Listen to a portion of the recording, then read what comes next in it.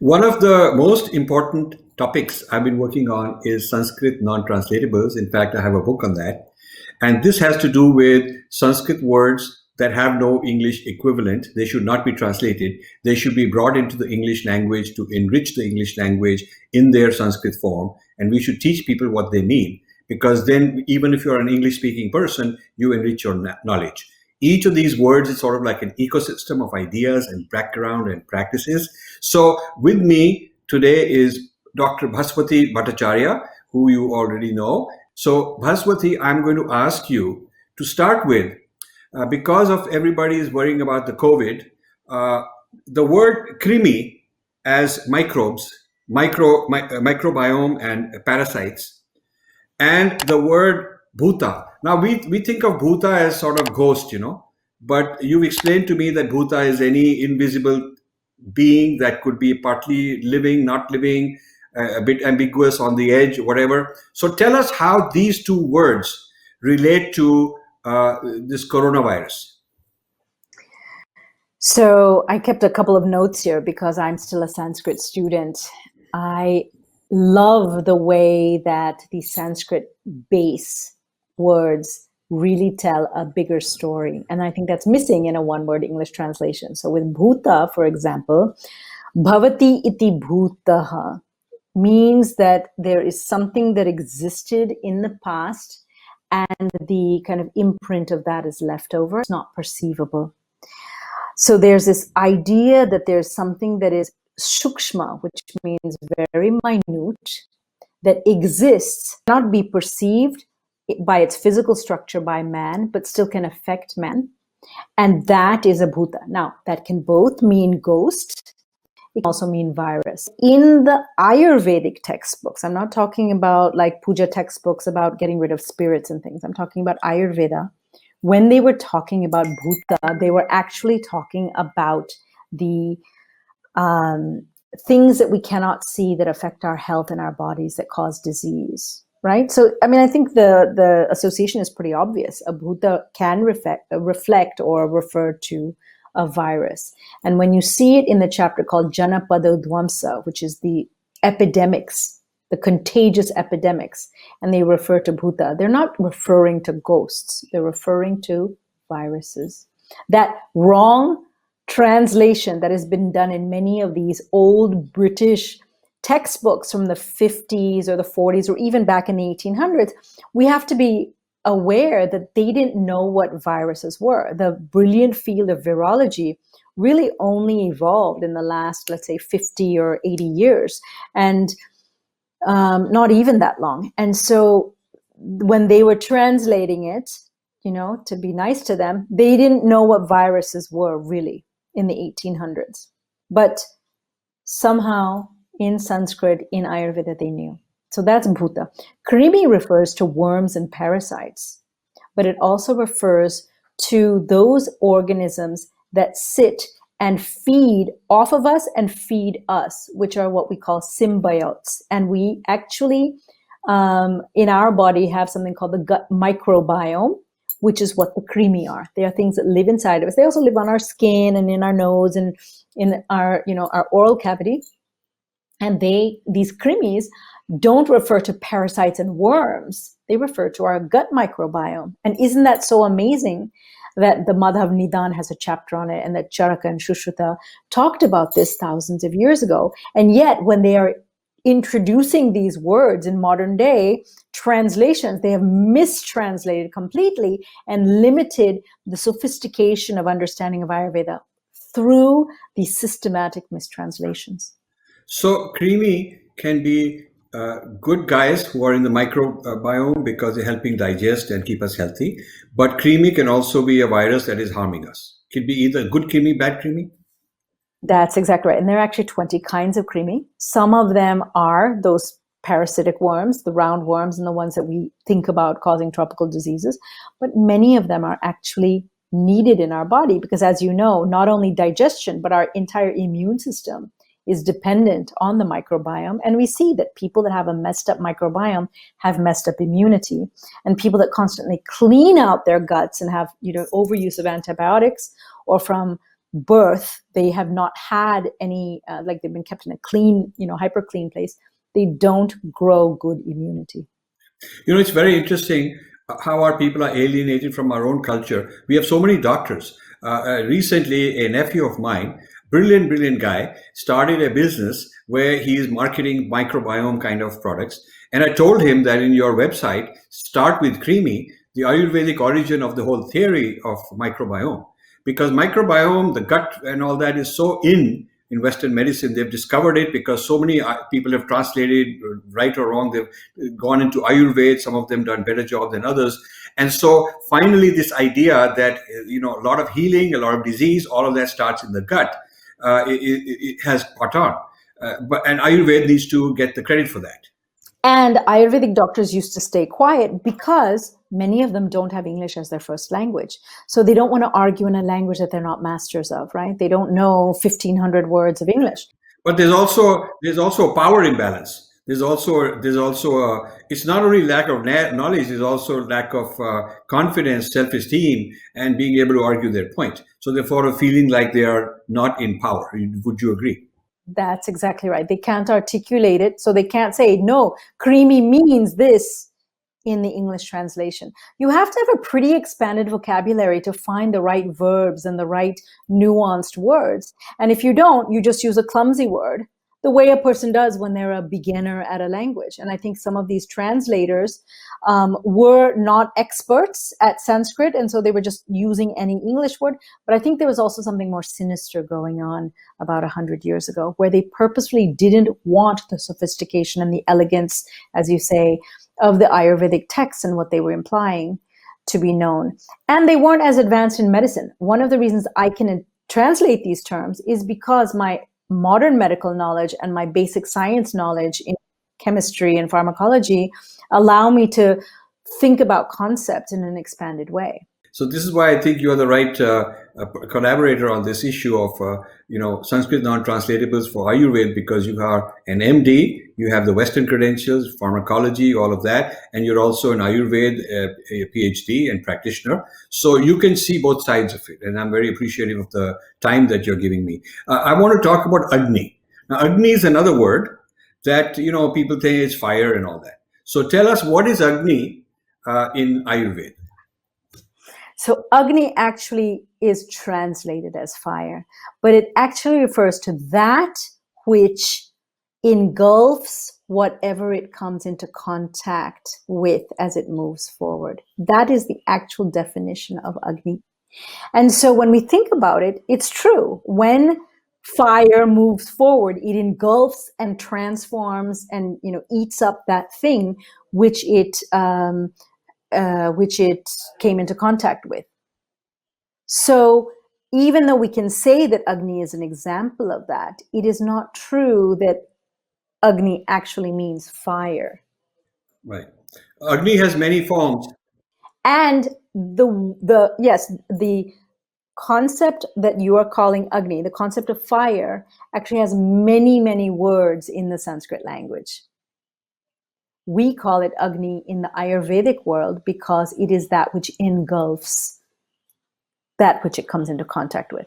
And the main place that we talk about Agni is the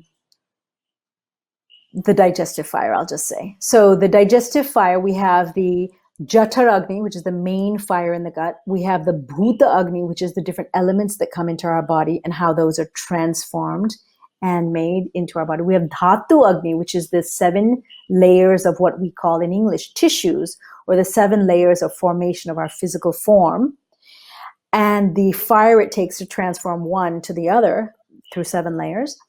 And we have I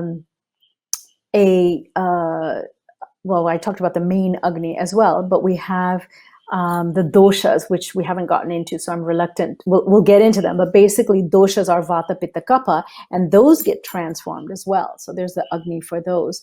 What we're not talking about is this, this fire that we think about in a campfire that's eating up hydrogen, oxygen, and nitrogen and creating this orange flame. What we have instead is a chemical series of engulfing, which take whatever it comes into contact with and transforms it.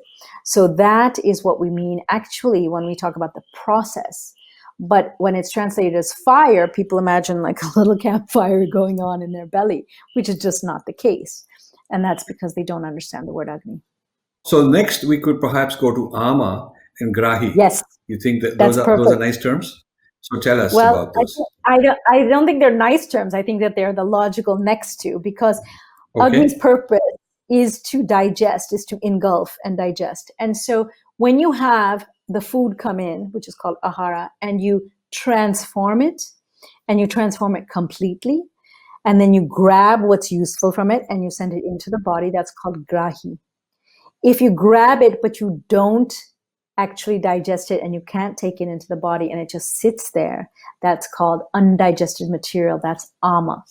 And ama happens to be everything that you can hang on to but cannot transform properly.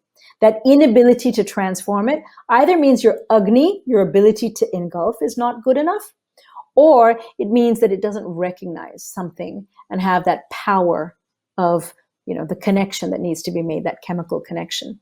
So the elegance of understanding something without having the biochemical language is demonstrated in the physiology of Ayurveda. They knew exactly how to prognose and prognosticate disease, but they didn't have the biochemical terms. They couldn't say there's pepsin and hydrochloric acid and bile and pancreatic, lipase or amylase. But they knew that there was a process of grabbing and bringing into the body that was going on. And they called that grahi. If they didn't do it properly, there's another word of grahi, sangrahi, which is constipation. It means you hang on to it so much that you can't let it go when you're supposed to, when it gets, all the way down. So what are things like enzymes? All the things that are used, that modern medicine says are used for digestion. What are they? Are they Agni? Are they grahi? What are they? It depends on their function. So some enzymes that engulf something and completely transform it, yes, we could say that the term Agni is referring to those enzymes. If we talk about grahi, we mean that it's holding on to it. Usually enzymes don't hold on to something forever. They will hang on to it. They'll either chelate it or they'll hold on to it, but then they'll release it. The whole purpose of an enzyme is to transform. It usually can't hold on to something for too long. Most enzymes. So did they have a word for enzyme? No, but they had words for transformation. And they really talked about the function much more than they talked about the static kind of two-dimensional something going on. The object. It seems that a lot of these terms are about a process rather than about a thing. That's correct. So is Agni more a process than a thing? Because the English word fire is a thing, but Agni is more a process. You're right. There are noun forms and there are verb forms in Sanskrit, as you know better than I do. And most of Ayurveda is about the function and the structures that are required to support the function. We are here for a purpose. We're here to make things happen and then go. And so those functions need to happen. And so the sharira, which is here to slowly move towards death, but to support our soul as we move in that process, is a function. It's not a static being. So, last time or before we talked about the balance that happens and how once we're in balance, we're in balance. Well, balance is not a static thing. It's a constant dynamic thing. When you get to the tip of the point of the mountain, you can't stay there very easily. You're always trying to re-achieve that balance. So Agni is a constant function that will go out unless you keep feeding it. There's a constant movement of time and space that is required in order to keep it going. And it engulfs. It's engulfing all the time. Now, one of the very profound things that we've talked about, is bhasma. Yes. What is bhasma? Because that's highly misunderstood. Absolutely. And you did research on bhasma.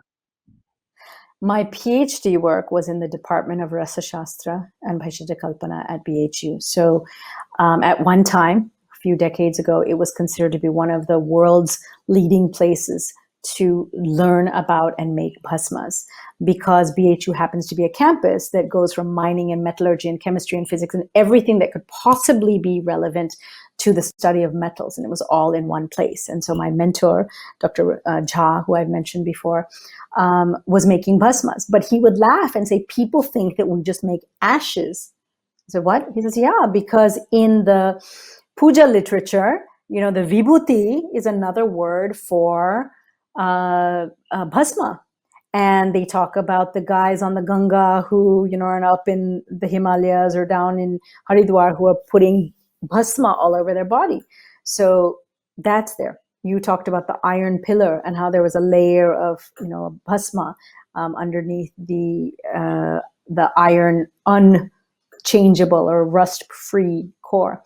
So this idea of it being a ash or it being a kind of kshara, like a burned ash, is partly true in that there's a process of fire. But the bhasma that we talk about in Ayurveda as a medicine is actually a process of taking either a metal or a mineral and subjecting it to a series of heat and submerging liquid cycles. So heat, submerge, and they do this 7 times. They move on to the next liquid, heat, submerge. And as they do this, what they do is they transform the chemical nature basically through acid, base, and then heat. Acid, heat. And then they take it when it's broken and they put it into a fire that is very, very hot. We're talking 600, 800 degrees Celsius, where all of the plant material, basically, most of it burns away. Some of it makes alkene bonds or alkyne bonds, but most of it, if it's free carbon, floats away. And that process, then when it comes out of the oven, has turned these large, huge rocks, which have been submerged in acid and alkaline to make them smaller, so they're not raw ore anymore.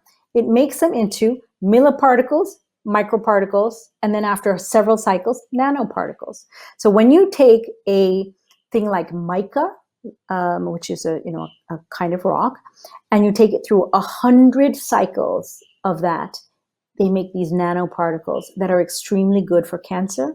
They're very good for the lung. We give them as rejuvenatives for people post-cancer. And if they're given correctly, if they're not given correctly or they're not made correctly, they're poison. So modern medicine has got it right that these things are poison. But what they don't have right, what they're completely ignorant about, is the potential to take them and to make them so useful to the human body, so transformed, that process of bhasma making renders them medicinal to the human body. And there's an entire replicable science. Professor Jha, Professor Gopi Krishna, Professor Acharya, the people that are teaching me for the last few years, they are masters of remaking the bhasmas and doing something that modern medicine doesn't do, directly correlating the batch that they made with patients who take those medicines and transform out of disease. I have seen it. So if people say, well, that's a pretty tall claim to make, Bhaswati, you are a doctor. I say, yeah. And as a doctor, I have the license to say that if I saw something, I must speak about it in the name of the truth, but also in the name of a science that is a frontier science. And bhasmas, if you take away the idea of them just being ashes, like useless, what do you think of when you think of ash? Something that's gone and done with, something that's basically waste. But what we're talking about is a systematic, methodical science that creates medicines. It's amazing. I'm completely and totally in love with bhasmas. Wonderful, wonderful. But if, as you said, if not made properly, you can also get heavy metal poisoning. That's Some right. people have. Yeah. And that's the bad name that because there is that kind of sloppy quality control issue in some of the people who are selling medicines. And I know somebody who got lead poisoning and all kind of heavy metal poisoning, taking some Ayurvedic medicines because they were not from the right sources. Actually, there's a couple of things going on with bhasmas. One is kshetrikarana, where you have to prepare the environment. If you don't prepare the body, what you'll have is that lead going in and sitting in little crevices where it shouldn't be sitting. And then those are hard to get out, and that's what causes poisoning. You have to rev up the function of the filtering systems of the liver and the kidney. You have to make sure that the body's Agni, once again, the word Agni, comes high enough that they can actually grahi, pull or grab that bhasma and take it to the right places. You have to give it with the right anupan, which means the carrier, so that it'll go to the right place. If you give it with honey, it goes to the lung. If you give it with ghee, it goes to the liver. If you give it with hot water, it goes to the gut. If you give it with milk, it goes to the testicles or to the ovary or to the uterus. If you give it with a special kind of ghee, it'll go to the brain. If you don't know what to use and you use it in the wrong way, that's dangerous. In addition, think of chemotherapy. Would anyone just go and take chemotherapy because they heard that it works? You have to have the right protocol. Bhasmas are as elegant or more than chemotherapy is. And when people use it improperly, one of the things about bhasmas is there's only about 20,000 people who know exactly how to use them. If you go to one of them, you will heal. If you go to people who don't know, why are you blaming me if you overdose on something that you took in the wrong way? If Sure. you take water and you keep drinking water and you force yourself to drink, let's say 6-7 liters of water in a day, you know what's going to happen? You're going to get sick. Table salt, you keep eating table salt and you keep forcing yourself. There were these games that teenagers were playing where they were truth and dare people and they would make them eat lots of salt. They end up in the hospital. They end up getting their stomach pumped because it's toxic.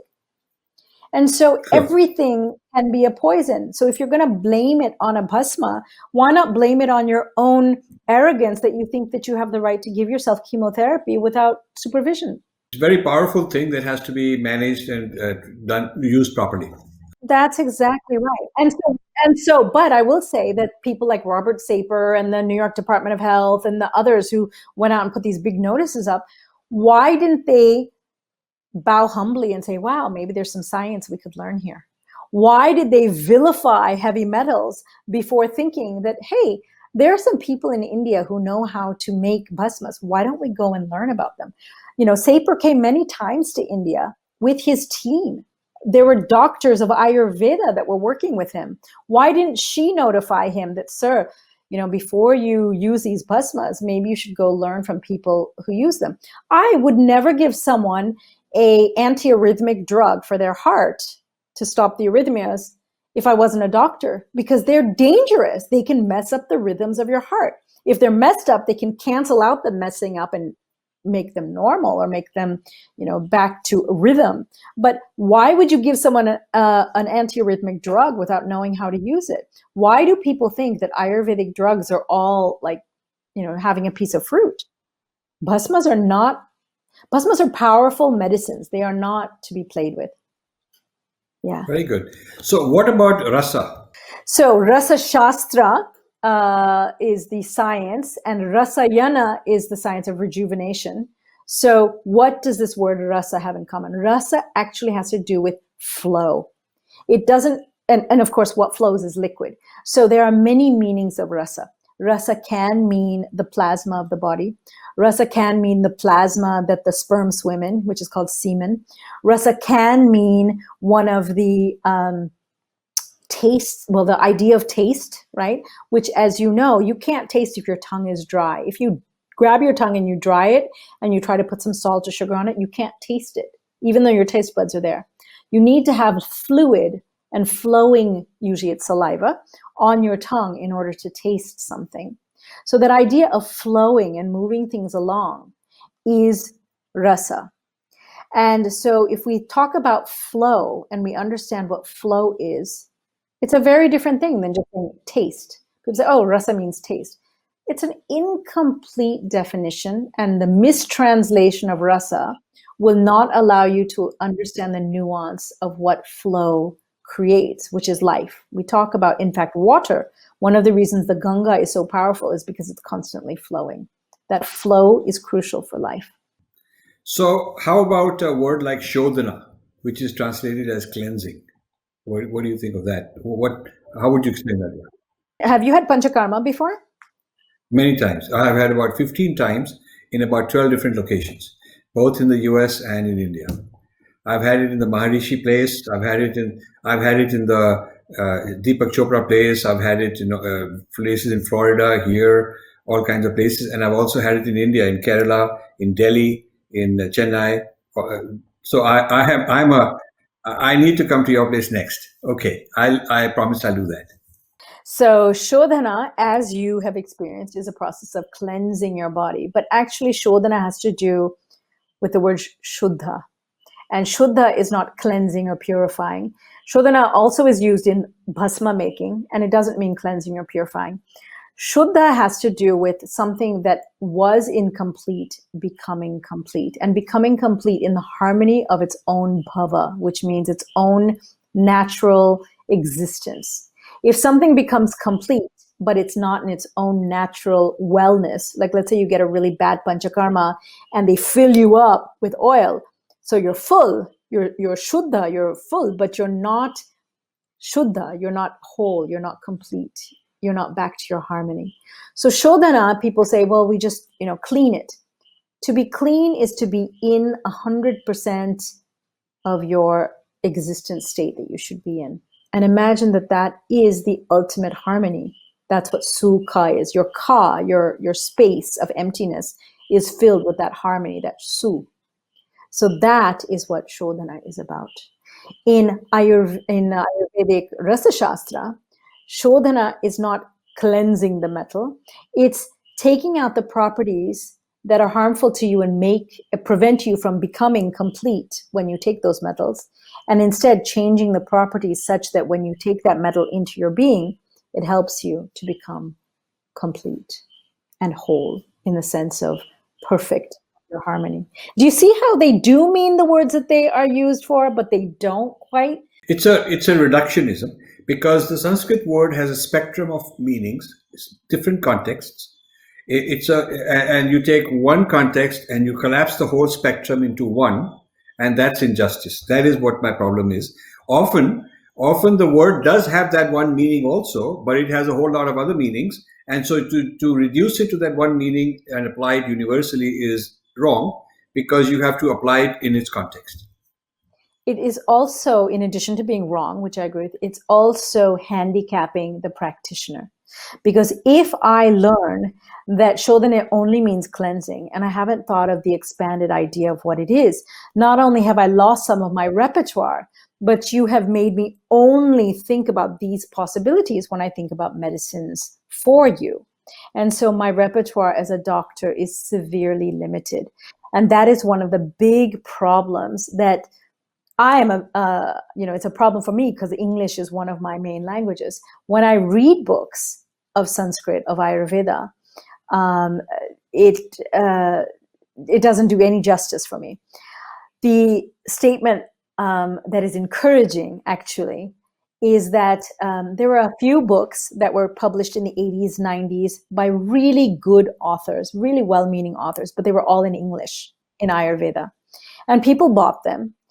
And so I came to India and I said, hey, why don't you use this book? It's such a popular book in America for Ayurveda. Everyone reads it. All the students read it. And I said, because it's incomplete. If we use this book, it's so hard to piece out which parts are correct and which parts are wrong.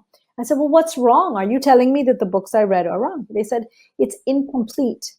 The book in English, that's pure English, is incomplete, and it is co-opting Sanskrit without giving the credit for Sanskrit. It's not giving the reference from which it was taken, whether it was Vagbhata or Charak or Sushruta, which also give context, because the three were in different time periods and in different parts of India, different climates of India, and different access to different medicines and plants. And the people that read only in English, it's almost like they don't need to learn the Sanskrit. They don't need to learn the source. So it's easier to steal from it. There are people that write books for Ayurveda for dumb people. And they say, oh, here, just read my book and you'll understand Ayurveda. You can't understand Ayurveda by just reading the English, because you're giving them not just a dummied down version, but almost a malified version, because you prevent them from thinking about the mind-body connection, which is something we haven't even talked about yet. So how about David Frawley? I don't use David Frawley's books because David doesn't practice medicine. Ayurveda is a science. I have very few isms. I like to believe I'm not racist, classist, whatever it is. But one of the biases that I absolutely have is that if you're going to do Ayurveda as your profession, you must be a clinician. Because Ayurveda is a living, contemporary, dynamic science in which everything is contextualized by the patient. And so while I admire the fact that he's learned Sanskrit as well as he has, there are mistakes in many of his books that my gurus have told me about. And they say he's a well-meaning boy. But at the same time, I say if he was a clinician, I think I could be much more, I could use his books better. So it's not against him as a person.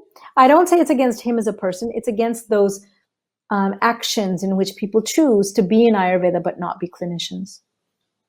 So you can tell as a clinician, as a practitioner, you can tell the difference, the shortcomings of a book which is by a theoretician, but without the actual empirical evidence of, really like in artificial intelligence, machine learning is based on experience. The more examples the machine has, the smarter it gets. So human doctor is also like that. A knowledgeable person has a whole lot of patience, a lot of clinical experience, and tailoring it, personalizing it, and that is the essence of Ayurveda. So what you're saying is, it's not just a matter of knowing Sanskrit, knowing the language, and translating something without that empirical evidence of your own.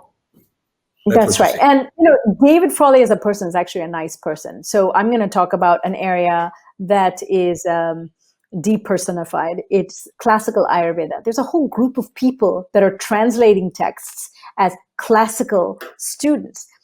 I have a bunch of things that I will criticize openly. One is they are taking texts and trying to translate the words pretty much out of context. They're called manuscriptologists because they take different versions of texts and they try to compare them using their superior Sanskrit language skills. But they don't have the clinical skills. So what they're translating, they're not getting any of the Tantra Yukti. The Tantra Yukti is specifically made so that Sanskrit scholars would never be able to decipher the real meaning until they understood the clinical implication of something. So there are a lot of metaphors and there are a lot of euphemisms. That's a really good word, actually. There are a lot of euphemisms used throughout the Ayurvedic books. That's one. Second is, what are they doing with those texts when we can't even have access to them in India? I have a huge chip on my shoulder about repatriating the things that were stolen from India in the last 200, 300 years. And when I hear about universities in Europe that carry those beautiful palm leaf manuscripts and don't give anyone access to them because they say they have to preserve them because they're antiques. They're our antiques.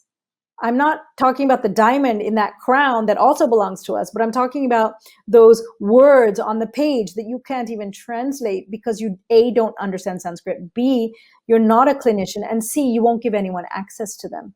So the entire group of people in classical Ayurveda, sometimes they contact me and they ask me about contextual things having to do with Mercury because, they've been invited to a Mercury meeting. They don't understand Mercury. They don't understand rasa, why Mercury is called rasa or parada.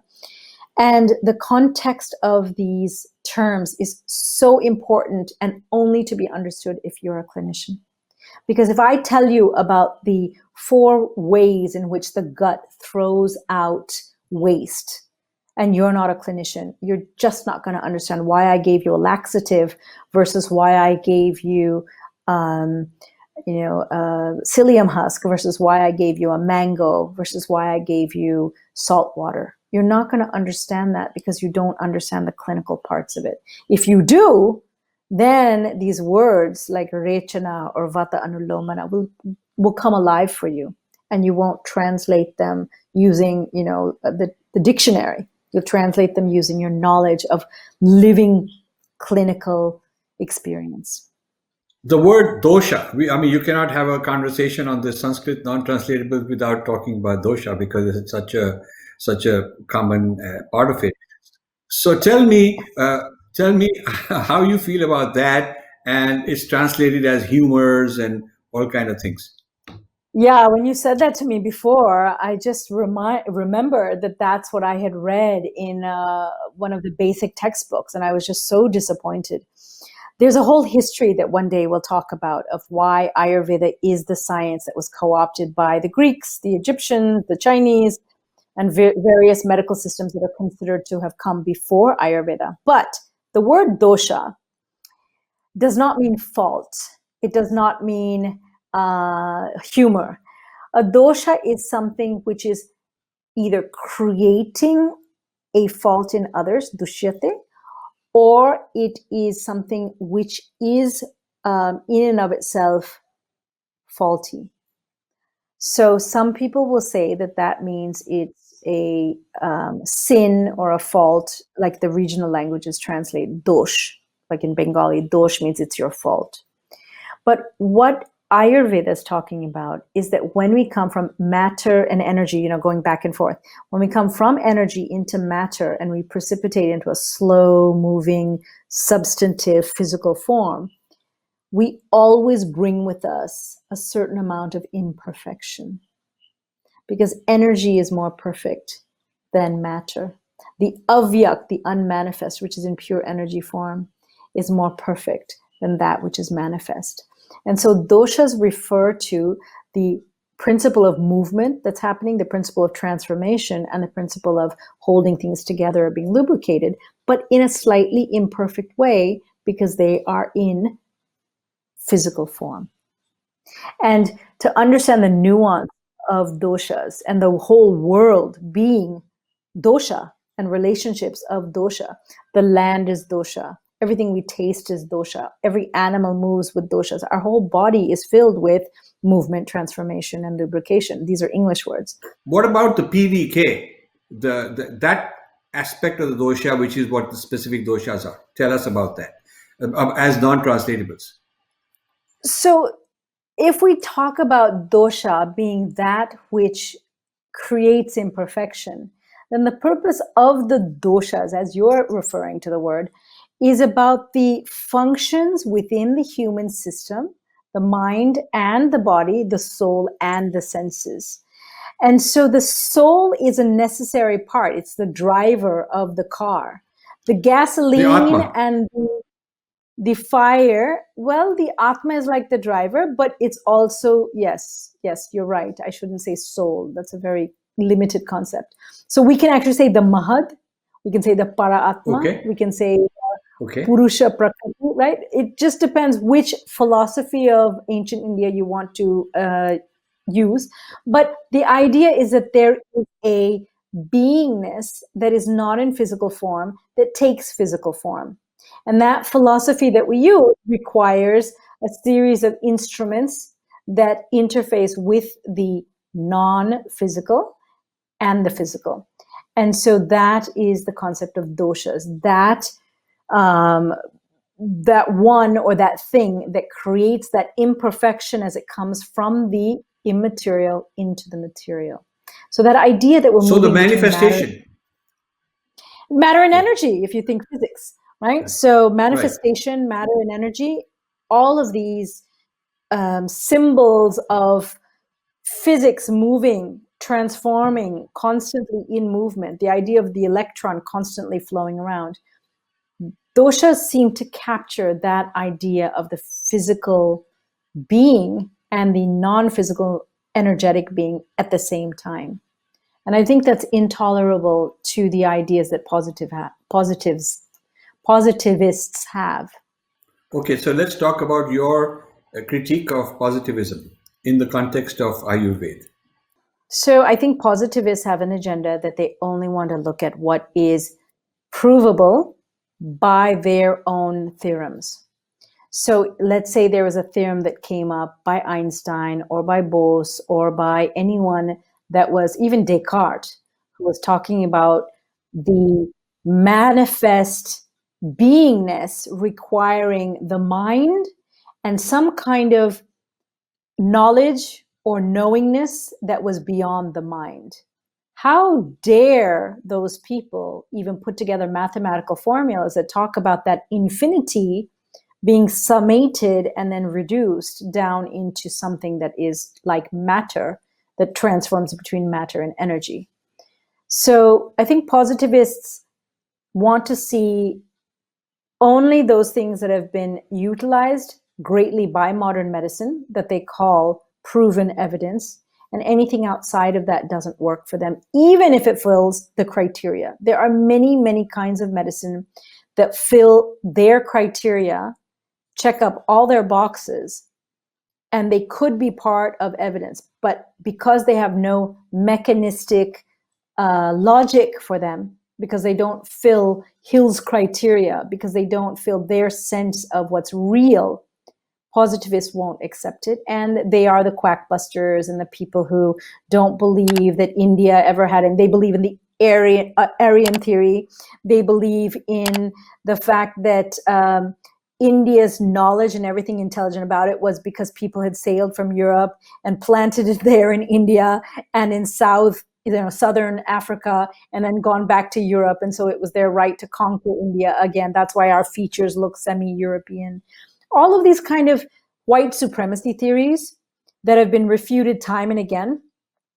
I think it's interesting, if you're multilingual, that if you go to some Hindi literature, a lot of Bengali literature, they're already saying these things in quiet books. If you look at P.C. Ray, Prafulla Chandra Ray's introduction part, when he talks about Hindu chemistry, he talks about how the British and the German positivism and their ideas of what is reality were so biased and yet had to be entertained for the sake of being able to publish your book. I mean, that's basically what he was saying. So my view toward positivism is that we need to kind of get over it and maybe start over, and maybe take young people who are going to own this world when we're gone, have them think about knowledge in an open way, which is kind of hard because they've already been inculcated with, the schooling that they've gotten. And see what happens if you take people through Vedic schooling, where they learn how to do tarka and question everything and find the nature of evidence from their own brain's powers rather than from some, pre-planted ideas. I think it would be interesting to see what happens in that experiment. However, we know that positivists would never allow that, because their premise is that their theorems are the baseline of truth. Very good. Well, this brings us to a conclusion of... Yes, I absolutely agree. I absolutely agree. Positivism, reductionism. I see it as a form of reductionism. So I want to thank you, Bhaswati. I want to thank you because this particular episode, this particular session on Sanskrit Non-Translatables is extremely dear to me. It's very closely connected to the work, the book we are doing. And we'll call on you again. We'll probably, when the COVID settles down, and thank you. When the COVID settles down, we will probably have a conference on Sanskrit Non-Translatables, and we'd love to have you as an important person help us with that conference, because I think you bring a lot to it. So thank you very much. And thank you to the listeners. We've had an amazing session with Dr. Bhaswati Bhattacharya, a rare combination with tremendous credentials as a Western MD, physician, Harvard, UPenn, you name it, and also very deeply rooted in the Indian culture. Banaras Hindu University, PhD in Ayurveda, practitioner, and a no-nonsense critic who's able to speak up and speak up for the truth, even if it means a certain amount of controversy, but that's part of the job of an intellectual Kshatriya. So thank you very much, everybody. Thank you for watching. You can subscribe here and also hit the bell icon to make sure you get notified. To donate, please click this button.